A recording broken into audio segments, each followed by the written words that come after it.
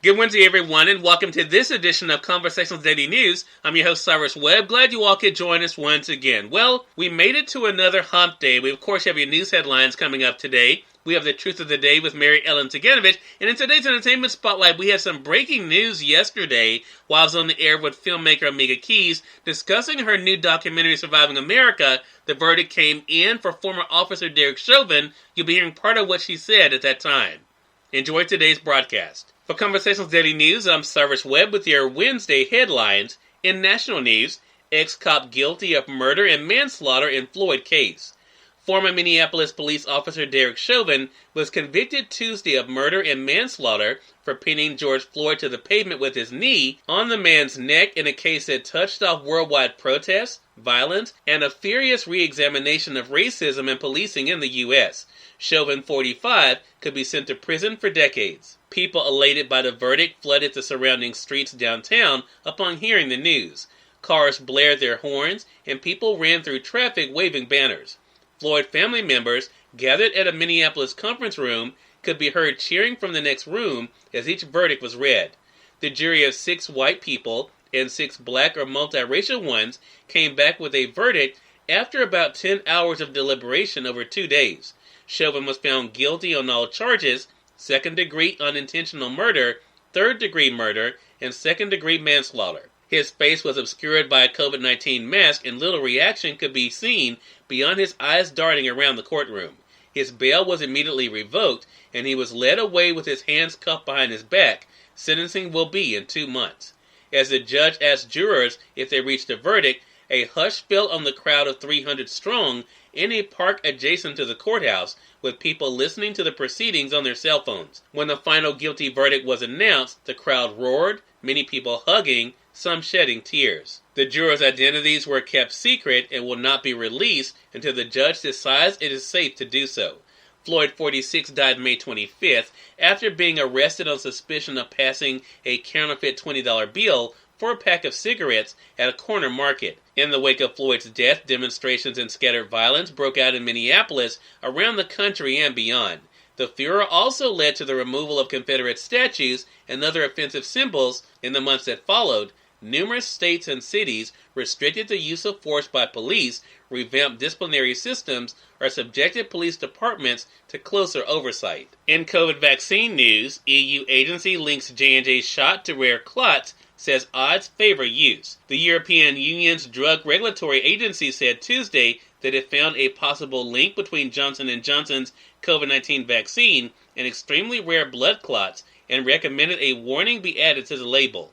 But experts at the agency reiterated that the vaccine's benefits outweigh the risk. The European Medicines Agency made its determination after examining a small number of clot cases in people vaccinated in the U.S. It said these problems should be considered very rare side effects of the vaccine.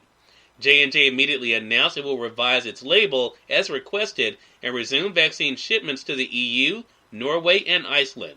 In a statement it said, "The safety and well-being of the people who use our products is our number one priority." In more national news, climate change creates migrants, Biden considers protections. No nation offers asylum or other legal protections to people displaced specifically because of climate change.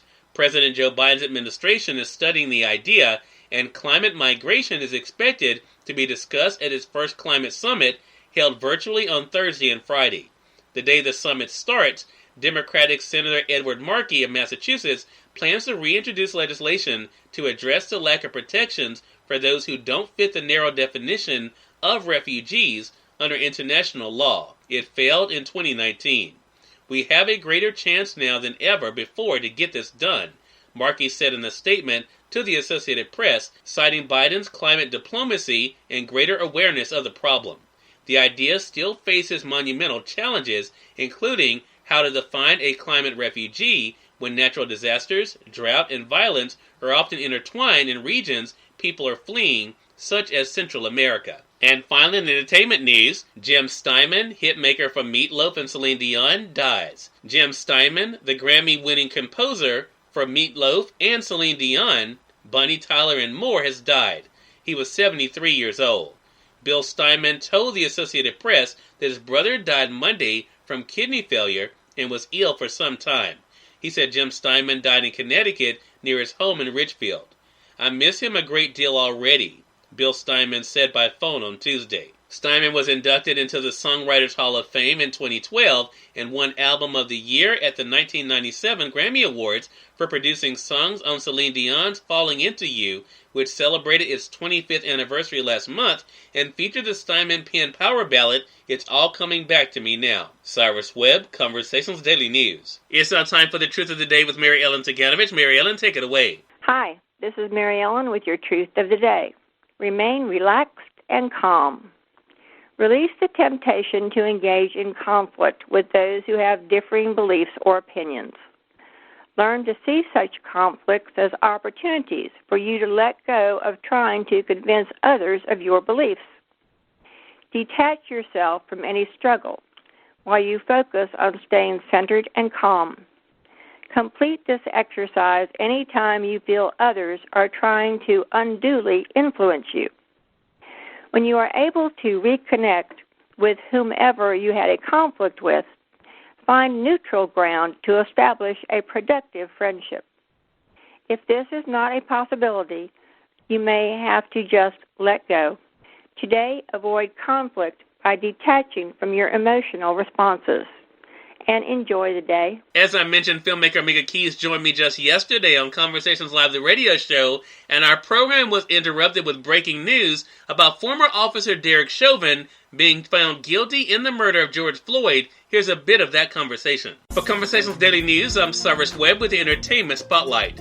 Breaking while I was on the air on Tuesday, April the 20th, with filmmaker Omegia Keeys and Attorney Gerald Griggs, we were discussing the new film Surviving America when the verdict for former officer Derek Chauvin came in, found guilty of the murder of George Floyd. Here's a bit of what happened. At the time that we're having this conversation, I want to bring everybody up to speed for those joining us on the radio side here in Mississippi at WYAD 94.1 FM and WYADonline.com and our online affiliates. Derek Chauvin has just been found guilty of second degree, third degree, as well as manslaughter. He has been found guilty on all three charges. All three charges. So that's breaking news here on the program. Yeah, all three. He's been found guilty on all charges. The jury their verdict was just read. So we're bringing it to you guys live here on WYAD as well as our online. Omegia, to that point then, as we were talking, now that you know that he has been found guilty, of course, it does not bring George Floyd back. But the family has said they wanted peace, they want tranquility, but they wanted closure. What are your thoughts? I'm so thankful that they are getting this closure, and just the fact that that it is a guilty and on all charges. This is just so for a little bit, even if it's just a small spark, it just feels like our Black lives they matter a little bit. Just a little bit. I mean, it only moves the needle a little, but I'm sorry, I'm getting kind of emotional. Gerald, can you answer that? Yeah, I mean, it means a lot. I mean, for this to be caught on tape and for us to protest for a year to get justice, it means an absolute lot. And it means more for all the other families, because now there is a top count conviction and there's no more excuses for district attorneys around the country. If you try the case, if you put it before the jury, a jury will return a verdict that speaks the conscience of the communities. Cyrus Webb, Conversations Daily News. We thank you all for tuning in to this edition of Conversations Daily News. We'll be back with you guys on tomorrow with more news, Truth of the Day with Mary Ellen Ciganovich, and of course your Entertainment Spotlight. Until then, I'm your host Cyrus Webb saying as always, enjoy your day, enjoy your life, enjoy your world. Thank you all for choosing Conversations Daily News today. Let's make it a great one.